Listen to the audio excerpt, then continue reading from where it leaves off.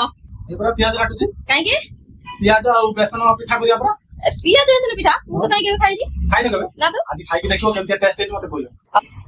दुटा प्याज कुछ कुछ करी काटी लीची देखि पारथुबे बीट लूण देबे और देखिए गोली मरच पाउडर देबे तापरे बेसन देकी गुळे ने तापरे एतरे पानी देकी गुळे नवा बेसी पतला करियोनी कि बेसी मोटा करियो जेमिति का चितो पिठा जेमिति करंती सही हिसाब रे एटा को गुळेबे प्रथम तावाटा को गरम कर नवा अब तेल दवा किछि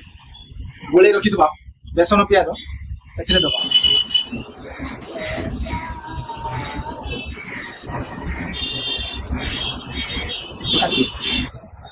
एबे हमर कंप्लीट बेसन प्याज पिठा एबे टेस्ट करी देखबे केमतिया है एबे खाइ कि देखो प्याज पिठा केमतिया है टेस्ट करो है ना बा तू सतरे गलो बहुत टेस्टी भले है ना